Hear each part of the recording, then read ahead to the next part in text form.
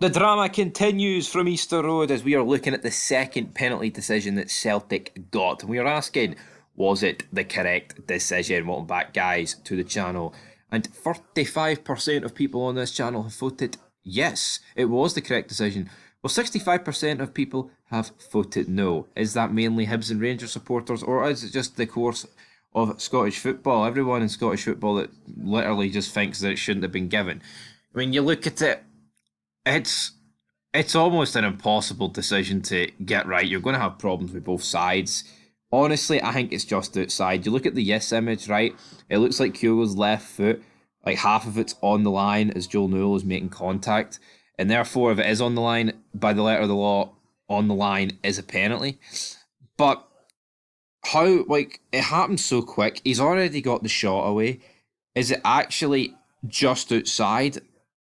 Like, you would have to get it down to like the nearest millisecond. You would have to get it down to like 1,000 frames per second to be able to get this decision right. And for that reason, I think they should have just stood with the referee's actual decision. I think that would have been the correct decision. The shot has already gone away. It's not like Joel Newell, what he did impacted the shot. David Marshall caught the shot, and I think Hibs got done pretty dirty. But Stephen Robertson in the comments saying that the SFA and their merry men are a disgrace to football. Ross Norville says Hibs should have had a penalty. The Hibs player was booked for diving. The Celtic player caught him with his thigh. Then the Hibs player stumbled awkwardly. Not surprised for, never reviewed it after the incident at Parkhead, unfortunately. No, you never. Poor old Sevco. We haven't seen this much rage since Greg White came down the marble stairs to read out the death notice. That got 12 replies. As much as I would love to, give those 12 replies the time of day, it's just going to be back and forth. I cannot be arsed. I'm sorry. Right. Correct by default says SFA coming to rescue all the sisters in the East End from another bell ringing.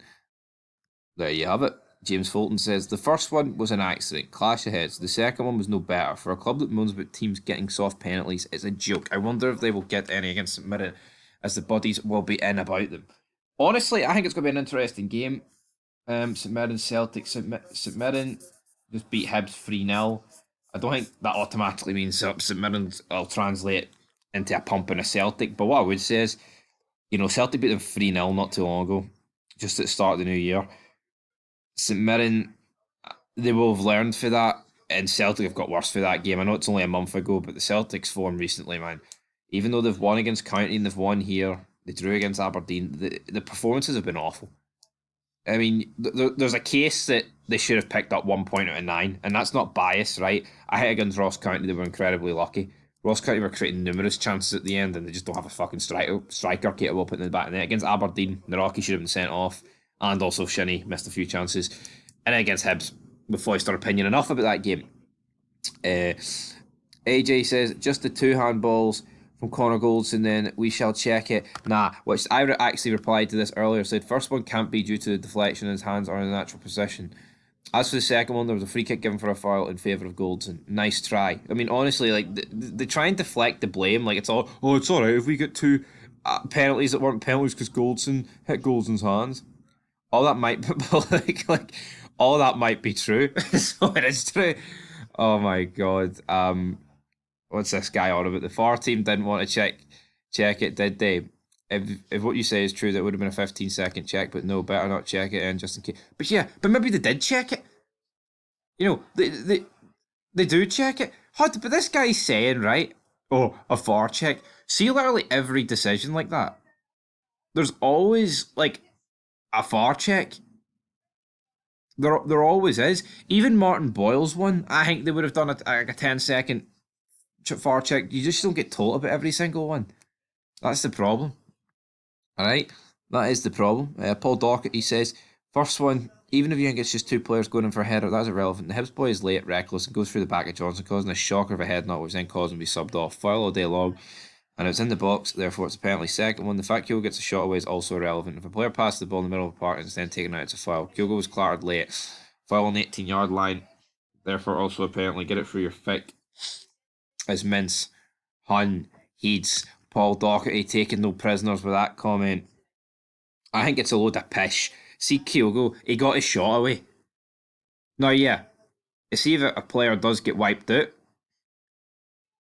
then they would, more often than not, they would give the free kick, especially if he gave the shot away. But I think that is a joke. Especially if it's in the 18-yard box, and even then, there's no proof it's in the 18-yard box, man. If you look at it, you can't. There's no proof it is out, and there's no proof it's in. It's never. It's going to be hearsay till the end of fucking time, man. But anyway, hopefully when Rangers win the league, Big Paul, it won't be hearsay. It'll just be another game that Celtic got gifted to them. Michael Taylor says, "For goodness sake, folks, it's a Stonewall penalty all day long. Honestly." James says, "Scottish football shame." White, so Linium, penalty to Celtic, 12 and 25 with 0 against. The cheating is on a different scale. What's it? That's going to be, what about Rangers? That's Leanne Campbell. She doesn't know how to spell, so she has to put laughing emojis in.